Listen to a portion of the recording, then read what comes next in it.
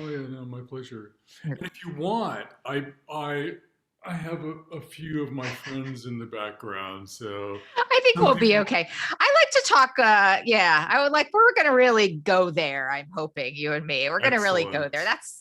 I just, I always like to feel like, well, I guess the pun isn't intended, but like just that everyone's just like at lunch with us. We're just hanging out. I think we're better than, we don't need props, you and me. We're great. Excellent. Great.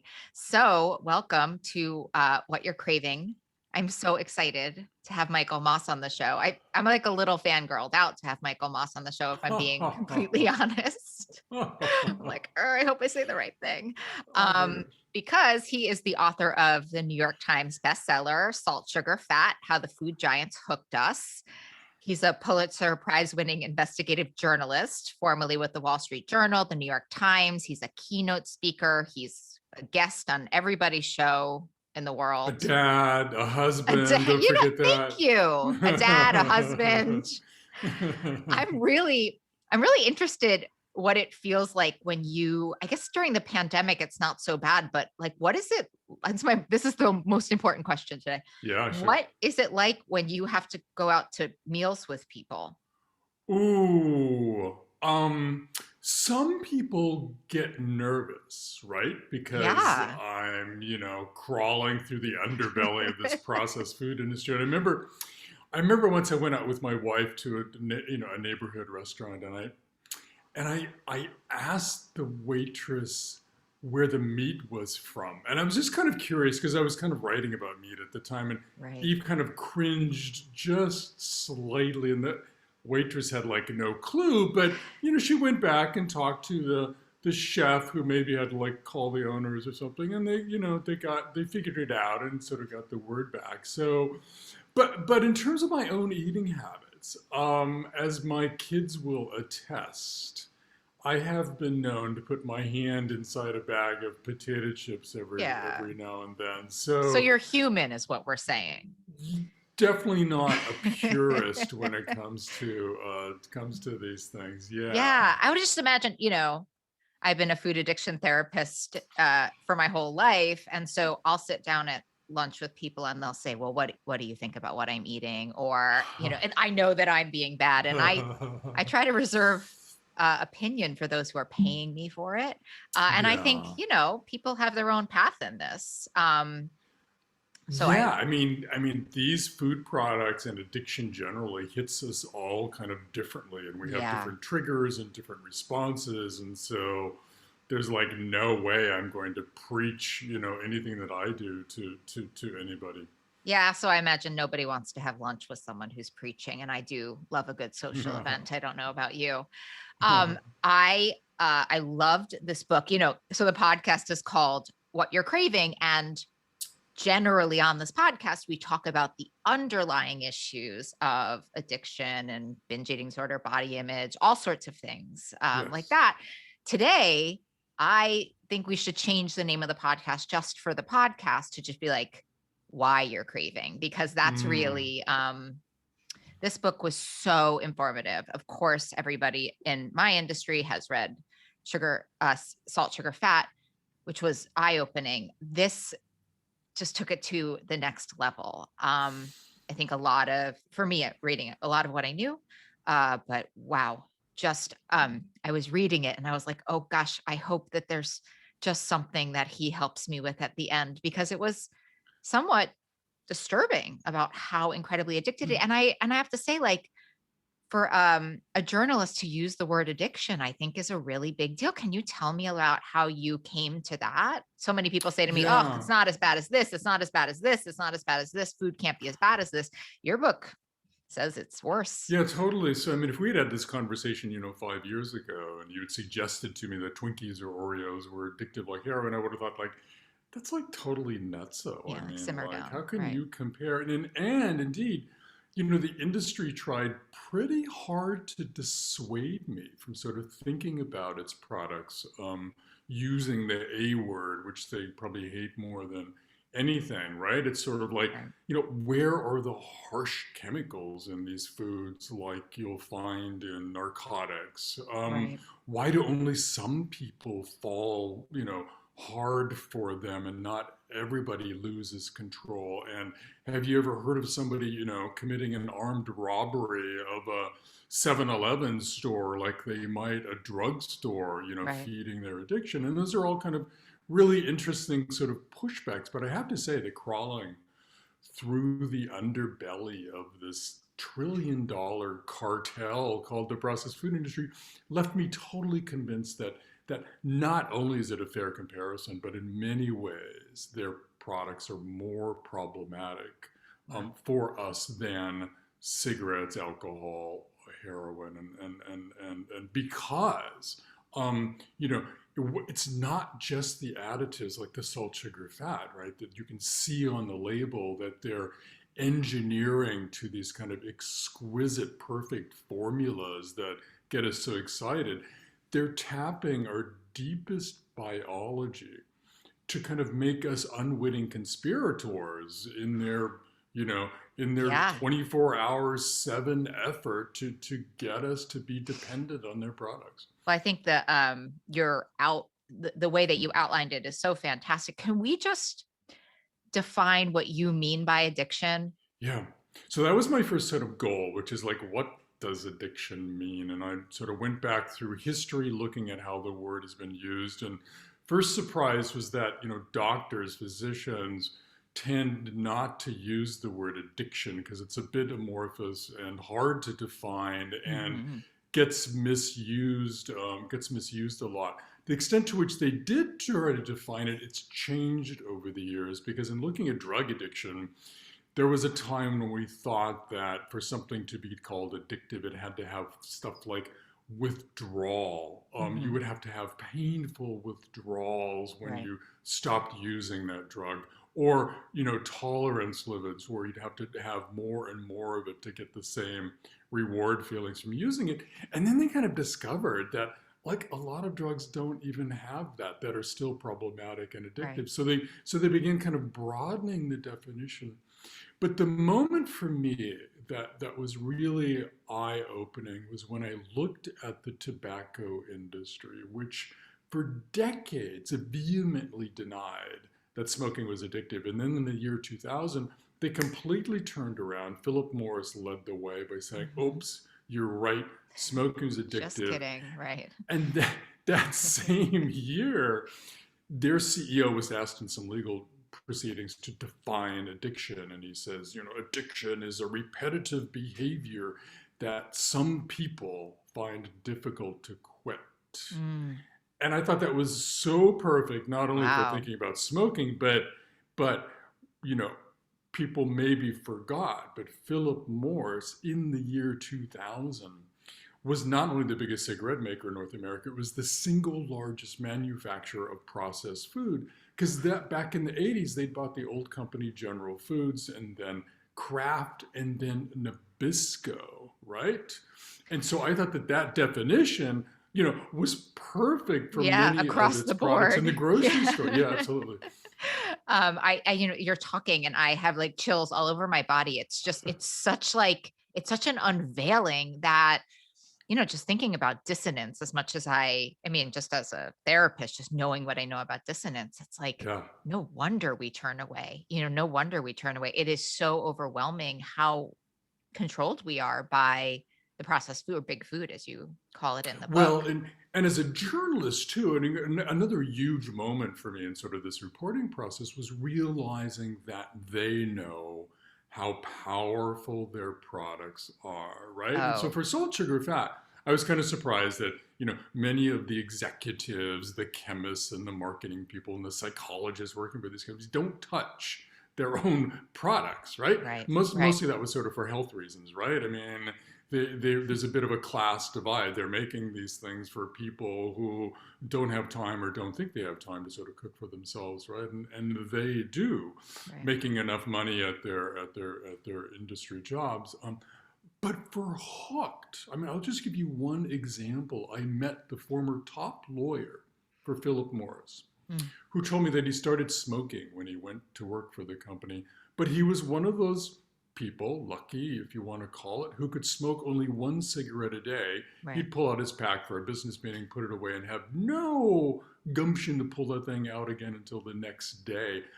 But he told me, Michael, I couldn't go near a bag of our Oreo cookies. They were making Oreo cookies at the time for fear of losing control and eating half the bag.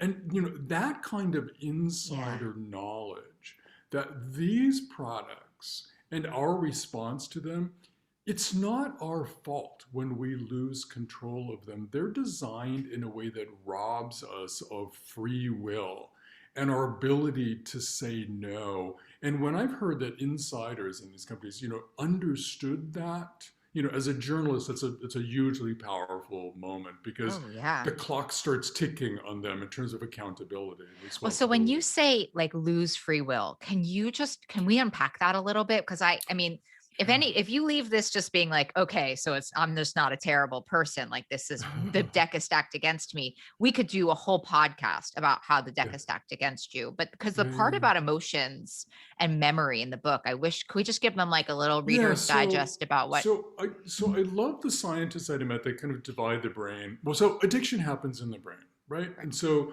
part of this is on us, quote unquote. And one of the first kind of moments when I realized that was when I spent time with Dana Small, a brain scientist who studies our relationship to food. She was trained at McGill in Montreal and now works for Yale. Dana was the first person who figured out how to look at the brain on food. And so normally when you slide people into an fMRI, they can't move because that will blur the images. And so they can't chew food and you can't look at the brain. But Dana, being a self-described chocoholic, realized she could put a square of chocolate on people's tongues and slide them into the scanner, especially if it's milk chocolate, right? And it will melt through the warmth of their mouth and she can then look at the brain. But she did these sort of early experiments where she fed them chocolate and chocolate and chocolate. And they went from being ecstatic about it to being like appalled. And if, feed me one more square and I'm going to like throw up all over your scanner kind of like horror, which really kind of, threw me for a loop because that told me that addiction does in fact happen in our brain. And it's not just these products, it's the way they're designed, right?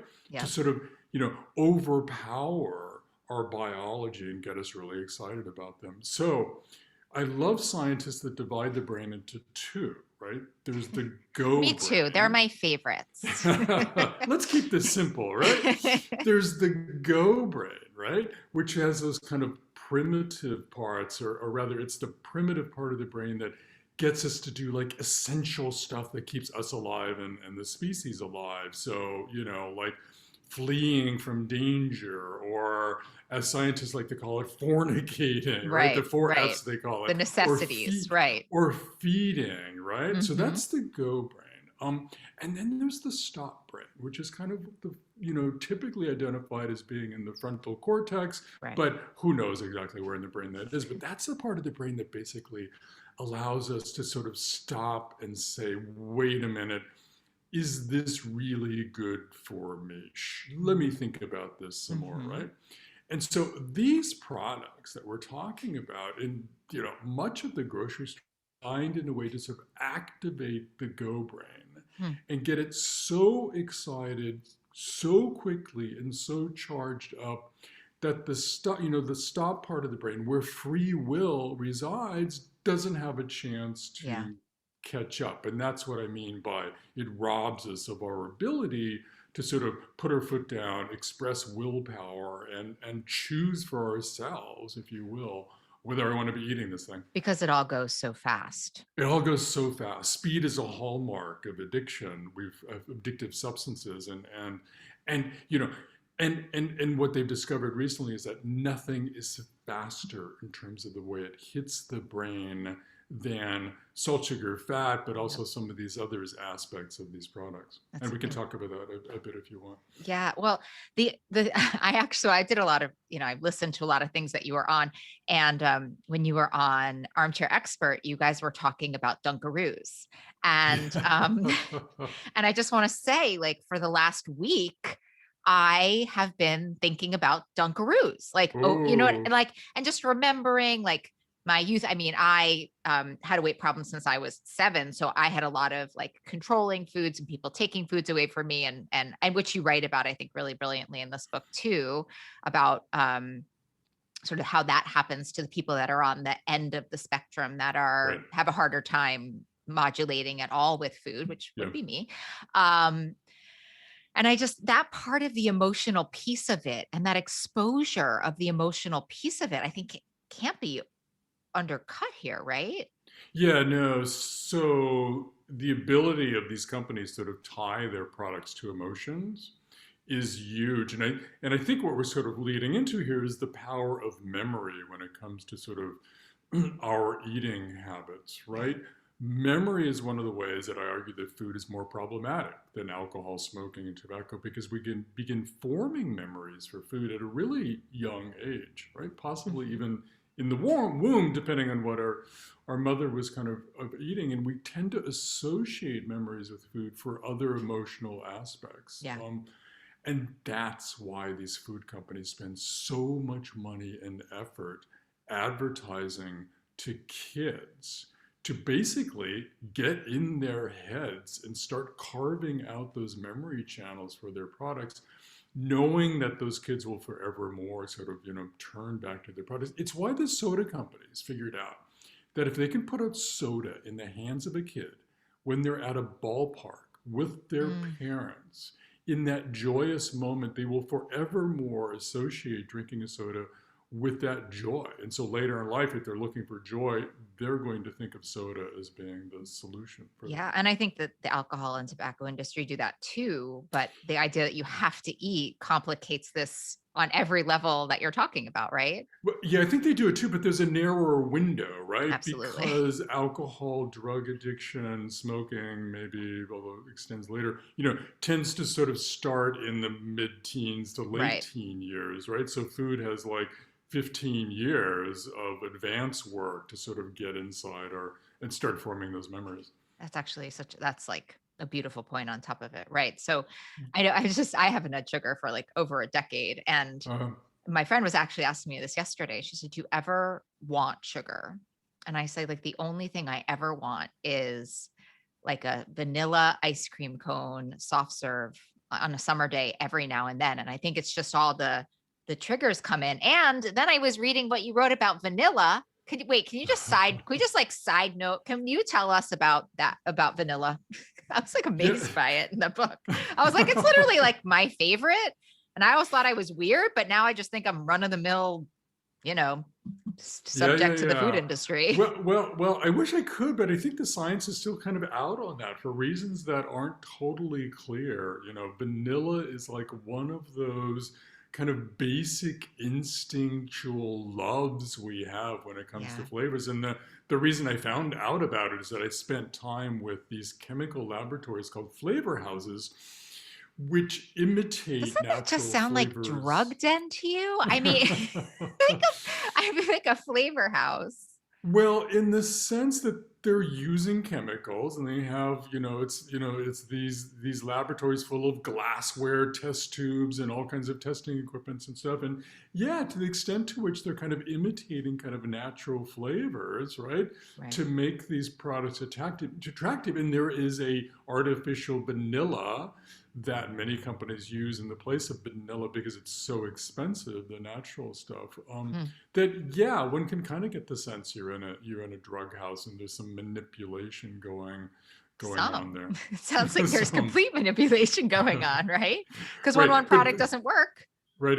But vanilla or vanillin, sort of the Right. alternative, is like in so many products because they discovered that there's just something about it that harkens back to who knows what in our Literally. Right. Me in too. in our Right. I was like, I history. don't know why, but a vanilla ice cream cone is literally the only thing. Like, and it just it's exactly what we're talking about with the baseball Right. game, though. It reminds me of like the Adirondack Mountains Yes. and being a kid and the freedom of Yeah. it and the colds. And I mean, every single part of it. Um, yes, Yeah. yes, yes, yes, yes. So we talk a lot about diet culture, diet industry, things like that over here. And I mean, Mm. I literally like just part one of your book, I could talk for like 7 days. We have 1 hour. So what a big, I mean, I was walking when I was listening to your book, and I like stopped in the street when I started to hear the part about diet industry and its connection to big food. Can you break the story for us right now? Right. So the first part of Hooked is kind of looking at our biology and Right. evolutionary biology and looking at sort of all the things within us naturally that draw us to food and used to cause us to overeat, which used to be a good thing when Right. overeating was like life or death, and how the Important to companies, but remember that too, right? Because it's just our bodies doing what they didn't get the memo that it's that's 2020, you know? so huge, right? I think that's so important Yeah. because yeah, it's the only problem in all of that is sort of they're changing the nature of our food in a way it's caused overeating to become an everyday thing, right? So Yeah. second part of the book is those kind of looking at how the industry is kind of dealt with this concept of addiction. And like many industries, the food industry kind of goes through phases where it's like in denial, and then Right. it's in, and then it's in delay to sort of keep people from sort of acting on that Right. knowledge.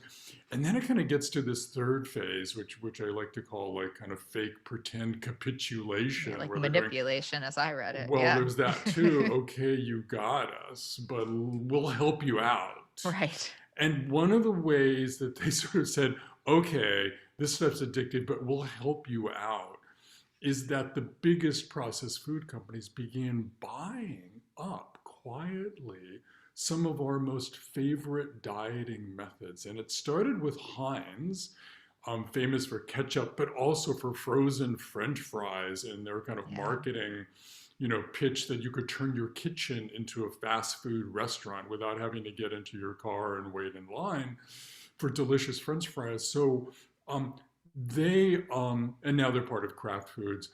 They bought none other than Weight Watchers back Yeah. in the late 1970s, as a good business deal because they realized that some number of their customers were losing control of their French fry eating, gaining too much weight.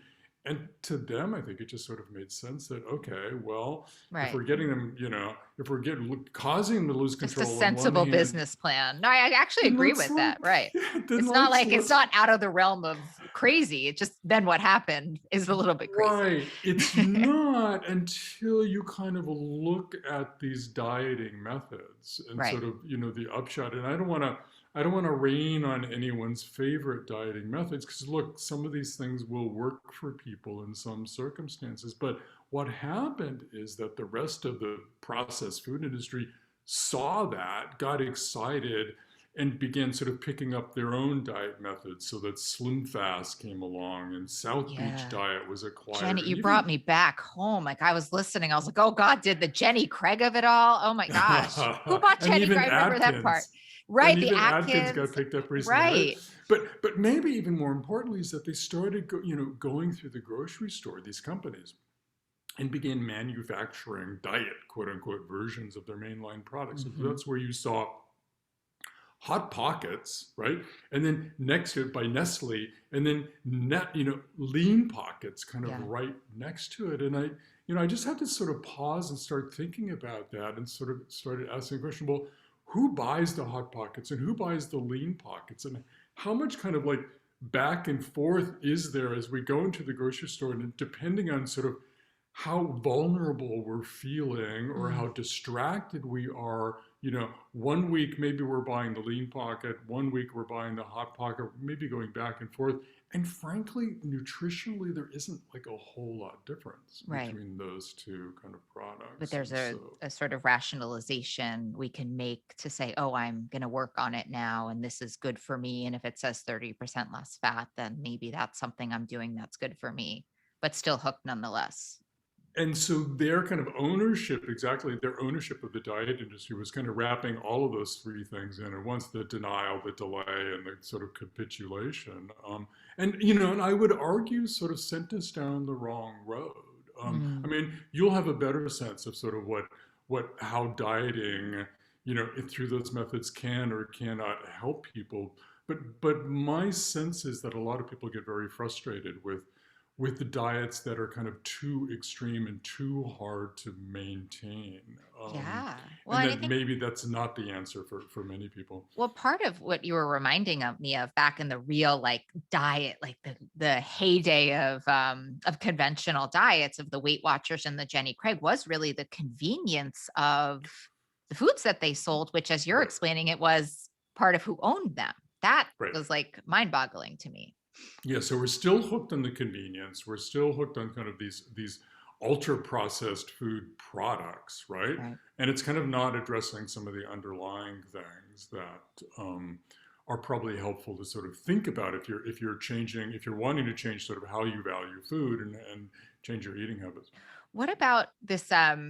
What about artificial sweeteners? Did you get into that at all? Because I have to say, I think I that did. is the great delusion of this of all dieters is the So, yeah, no, absolutely. So, besides kind of buying up the dieting industry, the industry has done some other things to kind of help us with our right. problem with their products, Yeah, right? we use One big of air the, quotes there, just for those of you one of listening. them, Big air one, quotes. right? One of them is to like add protein to their products, Right. right? Because there's some sense that protein maybe in a really good diet of fresh vegetables and fruits and whole grains can help fill us up faster and help ward off cravings, right? But what do? They started adding protein to things like sugary cereal that Right. there's no science that that's actually sort of helpful to us. They started adding fiber to like Mm, otherwise kind of junky foods because there's some notion that it's the fiber in fresh vegetables or frozen vegetables for that matter mm, that sort of help us retain control of right. our likes and dislikes in eating. But one of the things they're doing now is because of our concern about sugar, they're marching through the grocery store, reducing the sugar in their products so they can put in big label on the front, less sugar, by substituting in these non-caloric sweeteners, sometimes cocktails of them, two or three in one product, and not just in soda, but these things are popping up all over the grocery store now. Yeah. Um, and the science is a little still unclear about what that's doing to our brain, to our gut, to our metabolism. I always hesitate to write about animal studies because how they Yeah. go is not necessarily how Yeah. we go. But there's this brilliant study that I end hooked on where scientists look at the fruit fly, which turns out to be one of our closest relatives in Who the animal knew? kingdom. Who knew? Wow. They eat like we do. They love fermented foods. They love beer, Wow. sugar, of course, right? And so they did this very cool little experiment where they gave fruit flies their normal caloric chow, but some of them also got on top of that these non-caloric sweeteners. Mm, Um, and the ones that got the non-caloric sweeteners went bonkers. yeah. It was like they couldn't sleep, they couldn't stand still, they were forever looking for food. It was as if they had gone into starvation mode. Which may reflect this possibility and this weirdness about non-caloric sweetness, which is that when we taste sweet, we're expecting calories. Yeah. And when we don't get those calories, the brain and the gut may be saying, hey, wait a minute, God, I'm hungry. Where are the Where's the calories, right? food? Yeah, totally. Who Absolutely. knows? But the bottom line is that science hasn't been done on Right. humans to any extent that I would certainly feel comfortable eating these products with all of these non-caloric sweeteners. Well, and the potency simply alone of the artificial sweetener it can't be good for anybody who's trying to regulate what they're eating, right? Like, Yeah, in the sense that, I mean, I sort of argued in Salt, Sugar, Fat that, again, one of the problems was that the industry, knowing how powerful sugar is, they coined the term the bliss point to right. describe our liking for sweetness, right? Can you just, It's, I know it's the last book, but can you just remind us all what the bliss point is? Just while we're yeah, here, so I spent time with this scientist who worked for the industry, Howard Moskowitz, who was trained in high math and experimental psychology at Harvard. He invented a lot of the big icons for the grocery store, but he walked me through one of his recent creations, which was a new flavor for Dr. Soda. Mm. Dr. Pepper, a new soda flavor for Dr. Pepper, in which he started with kind of no less than 60, versions of sweetness, each one just slightly different than the next one, and subjected those to some like 3,000 or 4,000 taste tests around the Mm. country with people trying it out.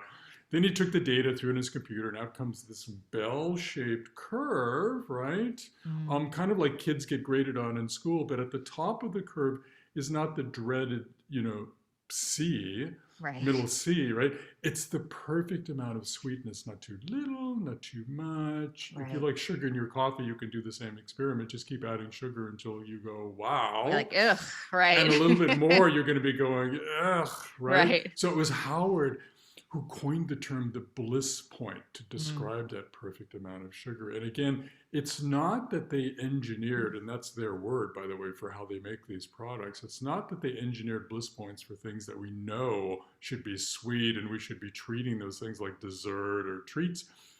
They marched around the grocery store adding sugar to things that didn't used to be sweet before. So bread has Yeah. added sugar in an engineered bliss point for sweetness. Yogurt came to have as much sugar in it per serving as ice cream. Spaghetti sauce, right? There were Turkey. brands I Yeah. found that had the equivalent of a couple of Oreo cookies with the sugar Hmm.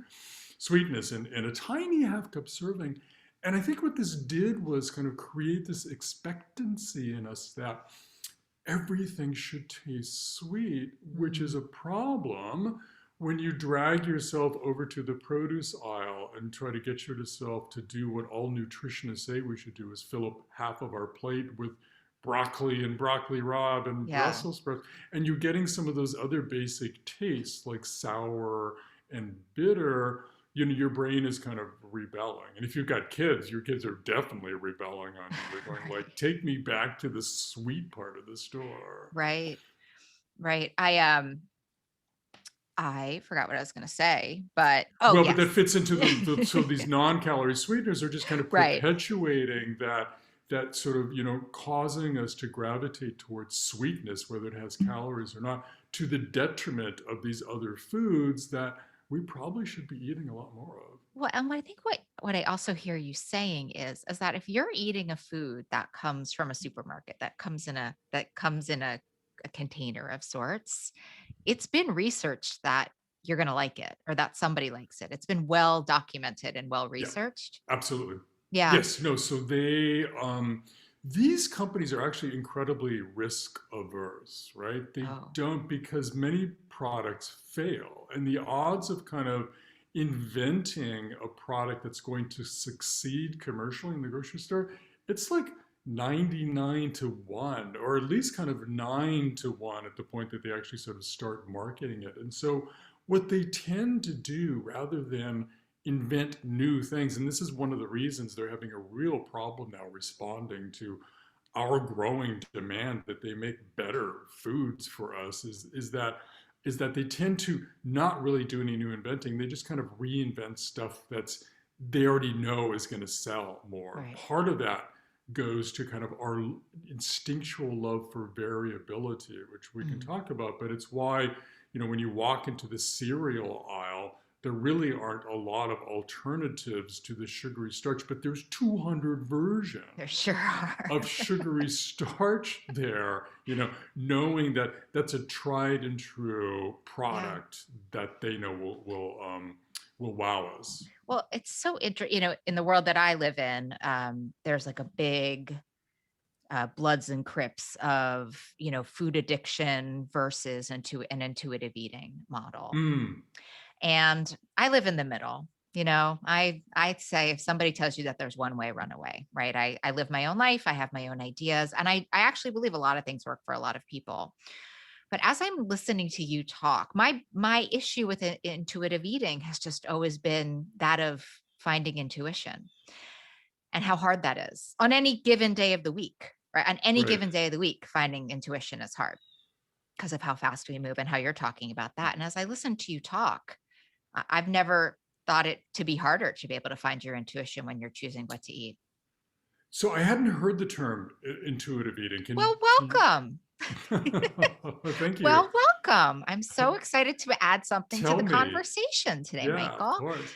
So intuitive eating has the idea that, our body will eventually, for those who binge eat, overeat, have an unhealthy relationship with food, that sort of allowing yourself to eat what you want, when you're feeling like you want it, will Mm, eventually, there will be a self-regulation that will happen, a softer, different relationship with food in which you'll be able to just, have a piece of cake on a Wednesday afternoon if that's what's feeling right to you. It's actually a pretty, that's a very shortened version of what right, it right, right, right, right. is.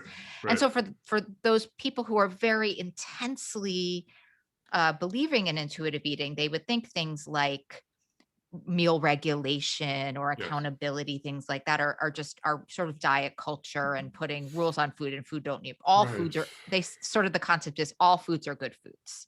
Right.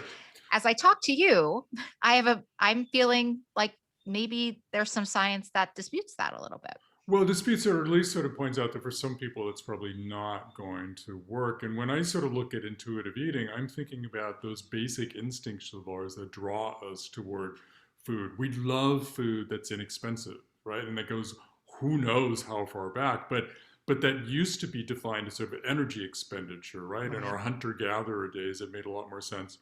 Then instead of running down an antelope for dinner, an impala, we just grab that poor aardvark that was sitting there and Just have dead on that the for our street. meal because Yeah. it's less energy expenditure, right? Hmm. And so the companies are all about using those chemical laboratories we talked about, the flavor houses, to reformulate their products in order to knock 10 cents off the price of a box of toaster Mm. pastries, knowing that we'll be intuitively drawn toward that cheapness, right? And you're We saying talked about regardless of your socioeconomic status, oh you yeah, still right, right, want the right. Yeah, and cheapest I don't mean thing. to make light of so many of us having to shop for cheap food because we have to. We're Right. forced by our economics. There's a new food chain called Aldi's that's kind of growing across the Yeah, country I'm that's really into them. undercutting even Walmart on food Wow. prices. And in the parking lot, you will see luxury cars there because everybody gets excited Yeah, by everybody a loves a box deal. of toaster pastries that's 10 cents less than it was last And week. what you're saying is that taps that's an evolutionary part of us. That's Yeah, not just us being in yeah, 2020. yeah, and it's not a bad thing to want food that's in that's inexpensive or convenient for that Right. matter. Another one of sort of our intuitions. It's just that the industry is using that and turning that against us in a way that again robs us of our ability to sort of have that free will. And sort of the power of memory and the power of habit and kind of what we're talking about sort of pulls us towards those products of theirs because that's kind of been our experience. I think Mm. that ultimately, we can talk about sort of ways that maybe we can change our eating habits Yes. by changing how we value food.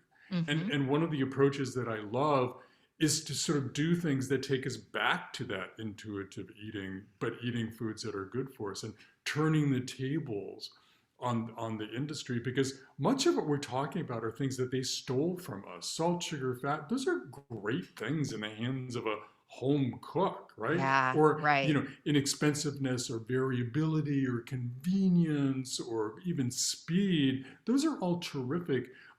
But we have to find ways to sort of regain those things in a way that works for us and not works for the food giants. Well, and I mean, as long as I've been doing this work, I've always said, if somebody tells you that there's one way, run away, right? I think you also bring like the vulnerability and susceptibility biologically, emotionally, spiritually into this Right. conversation. One size could never, ever, ever fit all. Yeah, yeah, no, and I can never, assume to sort of step in somebody else's shoes. I mean, I met a man in Ottawa, Canada, and spent some time with him because he lost 180 pounds in Wow. 13 months through incredible powers of executive function, willpower. He was also very lucky, as he sort of explained to me, is that he had a really good job. He didn't have family to take care of. He could devote his entire waking, Right. sleeping hours to losing that weight.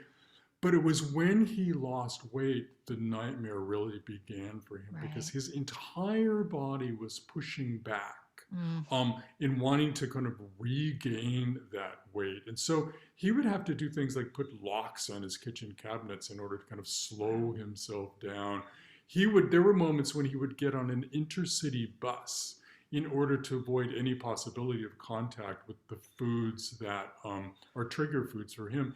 And now when he goes grocery shopping, I mean, it's much like an alcoholic having to go into a bar to buy a bottle of plain water because the grocery store is loaded with these products that for him, even now, many, 6, 7, 8 years, I think it's been since he lost that weight, even now it sort of poses a risk of causing him to lose control. And so he keeps a very, careful shopping list and That's so does not sad. deviate from That's that. a really sad Well, it's sad. I story. mean, it's also really terrific in that he's sort of, that's his way of dealing with it. But yeah, I've met so many people whose way of dealing with these food products has been abstention. It's, Yeah. it's like, okay, I can't touch that sugar or that refined flour, and that's the way it's going to be, at least for the near future, Well, I'm actually until one I of those can. people. I mean, and Well, I've been one of those people for over a decade, but I mean, and I think it's essential that we get to the solution here because otherwise everyone's just going to be in their car crying. But I do love what you talk about in the final part of the book, which is recreating life and reframing this whole thing. Can I just say though, this one part where they write the Nordic cookbook. Can you just tell? And then the food industry says, "Oh, we don't care." Can you just tell that quick story? okay. It's so good. So it goes back. So it kind of goes back to protein, right? So the food industry got together and said, okay, why don't we like fund some science looking at ways that maybe we can help people regain control over their eating habits, deal with obesity, maybe even tweak their genetic makeup in a way that, and I do write about sort of Nestle looking at research where they're thinking maybe we can find a way to help people eat as much as they possibly want without gaining weight I mean, why by kind not? of looking at exactly their genetic structure. But one of the early things they started to look at was kind of like protein and how protein might be, this kind of wonder kid in our nutritional sort of portfolio, and Right. how adding more protein to products, and the scientists who kind of did the work with them kind of looked at that, but they came up with kind of a much different, more realistic approach to that. And one of them kind of wrote this cookbook called The Nordic Way, having been engaged with the industry and sort of looking at these things. And it was amusing to me because the Nordic Way recipes basically like, shunned, you know, Right. any and all of the processed food, But they products use the that data the that they got industries. from the industry against the Exactly. industry, right? Thank you. We'll show Yes. you, like, Yeah, it we'll was a show little you like, industry. so the industry then kind of turned around and said, "Oh, okay, what we're going to start, running crazy with protein," and that's where you started to see like protein being added to sugary cereal and all these Well, I think other. also So the idea that the food industry was not even like worried that this book coming out was in any way a threat to no, them. They're like, "Oh, that's so sweet." I don't think they're going to stop eating Doritos. Like no no, yeah, worries. exactly, because they know that they have a solid constituency out there that they're, Absolutely. that just isn't going to catch up to the knowledge that the rest of us fortunately have about And, their well, and product. I think the knowledge is tricky in all of that too, because I've been doing this a long time and everybody's reporting something different, myself included, right? I mean, that's I Yeah. think why I want to have a podcast that talks about the underlying issues, but conversations like this are so important because, Yeah. even if you've moved into the whole food, which I think is really hard to do, taking into account how fast life moves, taking into Right. account expense, taking into account, I don't know, like being with other people. It's a hard Yes. way to live the way our world Absolutely. works. Yep. Yes. So I think, it to think about, even if you don't want to, how profound big food is on you as a person is Right. important. Yeah. No, absolutely. And thinking about sort of solutions, it's there's a lot of people who can find it really difficult to start eating, filling up their plate with sort of with Oh vegetables yeah. and whole fruits and slowing down and doing more cooking. No, absolutely. We've become so dependent on these processed food companies Well, to not just deliver the food, but also to kind of tell us what we should value in food.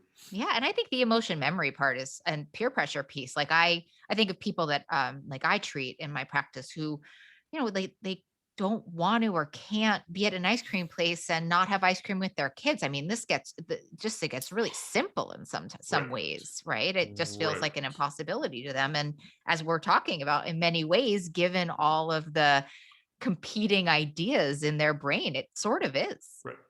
So you can help me on this, because this is kind of what I've been saying to people when we turn to like the solutions part, right? So everybody doesn't end up depressed. Well, yeah, I mean, because it's really depressing. This is how I feel about my job too. You know, my mom says about me, my mom's like, Molly, you know things that people never want to know. Like that's kind of like, that's okay. We're funny. We're Yes. doing it in a way. It's light. Let's just, but I Yes. agree. I agree. Well, I'm Finding the same solution is way. hard. It's like, oh my God, there's Michael Moss again writing about some Yeah, like horrible tell me how thing bad the sugar that we industry is, all Michael. love, but Yeah, but we should. exactly. Okay. Right. That's what I So mean. so with the solution part, sort of usually, and this is the Cliff Notes version that I've been telling you. You tell me if I'm on the mark or not. So my sense is that, because addiction happens on a spectrum, and these Yeah. food products cause us trouble in different ways.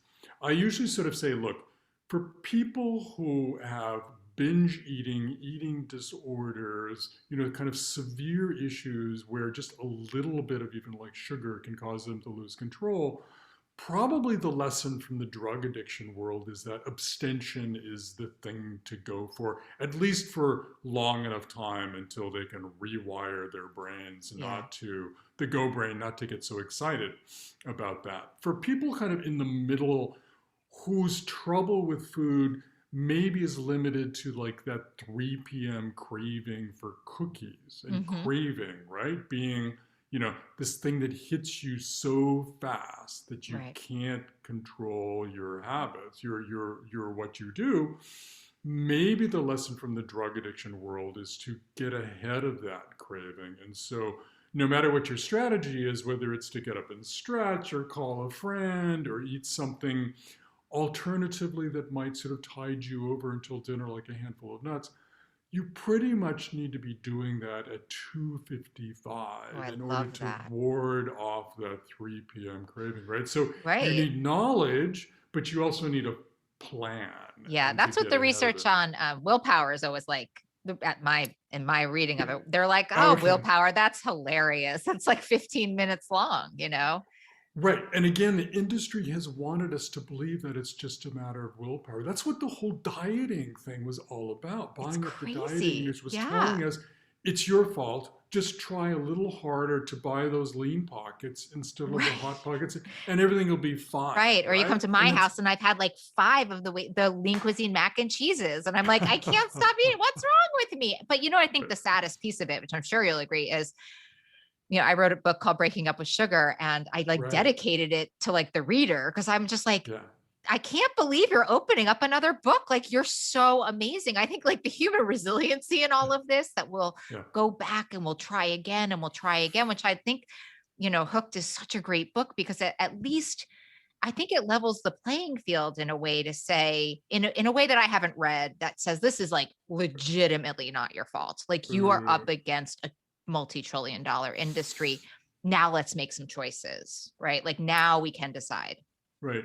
And then kind of the third thing in terms of talking about sort of solutions is that if you're on the eating disorder end, you have a lot of company on the other end in terms of people losing control of their eating habits. Because if you look at obesity as a very crude measure of our losing control of our Yes. food, we pushed past 42% before the pandemic, right? Who knows what it is now? But Yeah. that's approaching 1 in 2 American adults. I would argue, by definition, to some extent, losing control of their eating habits. But it may not involve sort of like, binge eating. It may just be kind of incremental overeating on Yeah. a daily basis that causes that weight to sort of accumulate. Like a little foraging, like the squirrel. Well, totally. And also at the end of the spectrum are people who, haven't gained weight necessarily, but they just kind of feel that loss of the love and the ritual of a Yeah. home cooked meal where you're sitting around with friends and family enjoying food in a kind of slow way as opposed to the fast way that these products are designed to sort of get us to do. So Yeah. that whole spectrum of people are sort of dealing with, I would argue, sort of our trouble and having trouble with food caused by this industry. Yeah, I loved that part where you were talking about. I actually thought it was an amazing analogy about our addiction to our smartphone and our addiction to food. And when you made your screen black and white, can Right. you tell us? Because I Yeah. think it's Yeah. Yeah. actually Yeah. like, So I was still at the time, Salt Sugar Fat had just come out, and I got a visit from a wonder kid from Silicon Valley who showed up, and we sat around. And he opened up Salt Sugar Fat, and he had like the whole book like highlighted and underlined. And I oh go like, wow, "Are he's you a fan interested like in me. food? Are you like you're interested in food?" And he goes, "No, I'm interested in beating the tech industry on our addiction to smartphones." And what they do is so similar to what the processed food industry does. In one of those ways, the parallels that you saw was the use of color, Right. because color is one of those intuitive things that gets us excited about foods and lots of other things. But he realized too that color was one of the ways that the tech industry gets us to come back and want more and more of their products, including the smartphone. And so he showed me how if you just eliminate the color on an iPhone, which I did, there used to be just like a double or triple click, you could do that. Now it's It's much more. astonishing. Your brain just kind of goes, oh, When thank, I read you thank talking you. about, like when I read you writing about it, I was like, oh, I'm so not stimulated by my phone. I hadn't even done it. I was like, oh, that's very unexciting. I'm not that excited by it. I mean, that's an interesting, like, it's just so interesting to make food more neutral. But then you lose like the enjoying of food, which I think is really important, is just restructuring the relationship and then understanding that we're in this system that really Right. controls us in ways that I don't think we recognize. I think that's the piece, because I think even somebody who really wants to strive to be a more intuitive eater must have this information when they're making decisions, Right. and must make such a commitment to, I mean, talk about how slow you have to move in your thought process and decision making in order to Right. really tap into intuition with all these competing factors, as you talk. Right. And but again, color is one of those things we can take back and sort of use for ourselves. And there are some cooks who talk about color in cooking, and this is a tiny little thing, but if you're cooking, broccoli rabe, and you just kind of blanch it in boiling water for a second, then cool it really quickly, it retains the really bright, vibrant green color in a Mhm. way that sitting on the dinner table will get us kind of more excited than we will otherwise if we have kind of missed that step. So I love these little tricks we can play to kind of reclaim things that the Yeah. industry took from us. I mean, I'm going to give you another little one. So in Of our course. house with kids, soda drinking was something we've been working on, or a little juicy box drinking, right, which is loaded with Well, sugar. yeah, loaded with Um, sugar beyond, and so okay when they're little. I mean, talk about messing with the nervous system when they're early, right? Oh, right. And all those cute little pictures of fruit and Oh my cartoons on God. those fruit Yeah, boxes. the But fruit's moving around. Yeah. but we've discovered, like many people, that we can get, and even my 17-year-old now can get almost as excited about plain seltzer as he does Oh yeah. about sugary soda, because there's something about those bubbles that get in our head, the effervescence, right? And Yeah. when you think about it, what was there before sugary soda? Plain seltzer, right? There's a town in Germany called Seltzer where people sat around for centuries debating the merits of one natural spring water versus another, right?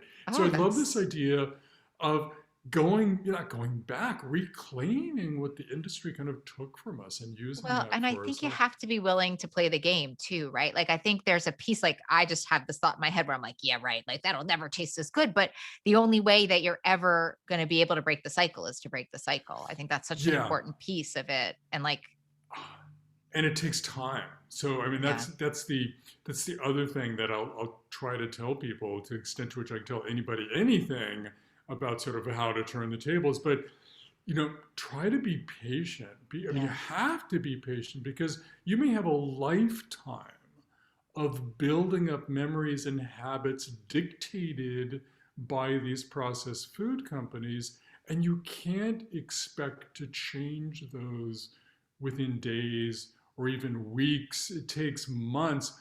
But there is hope there, because one of the scientists I met, Richard Mattis at Purdue, I was pushing to say, okay, So which do you think is like more like powerful, salt, sugar, fat, convenience, and getting us to lose control? And he goes, actually, Michael, I wasn't the first to say this, but I actually think that we like what we eat more than we eat what we like, Wow. meaning that through repetition and habit, we can shift our likes to things that we want to start liking. And I remember when we were, raising our kids and we wanted them to start eating steamed broccoli, my wife kind of jokingly said, well, I think we're going to have to make them try it like 19 times before they're going to like it.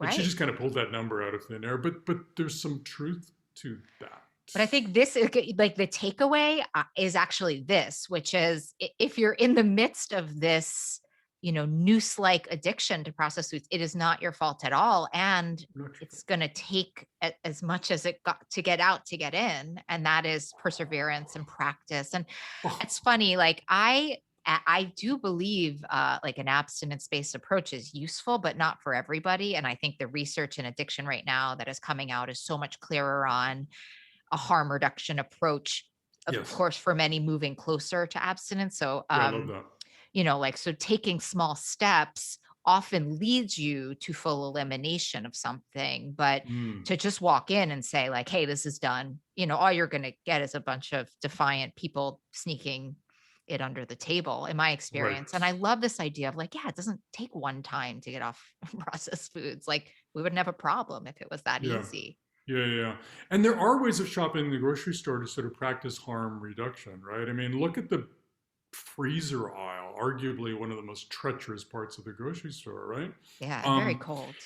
and it's very cool though to remember where freezing came from. It came from Mr. Bird's Eye. You know the brand? Yeah, of There, course, the there actually vegetables, yeah. was a Mr. Bird's Eye. Oh, And wow, what he a sort of name. invented modern day freezing. This is like Huh. going back decades, focusing on vegetables and fish, right? That was his thing. And so the industry came along and go, oh, cool, we can use this to make TV dinners. And so that's how we end up with the freezer aisle. But now you can walk in the freezer aisle and find this incredibly highly processed, using high technology, ultra convenient, relatively inexpensive, super yummy processed food product called frozen blueberries, right? Yeah, Where the farmers are putting these like 20-foot towers of steel on their farms to freeze those berries so quickly it locks in the nutrition and much of kind of the crispiness crunch that you get in fresh berries,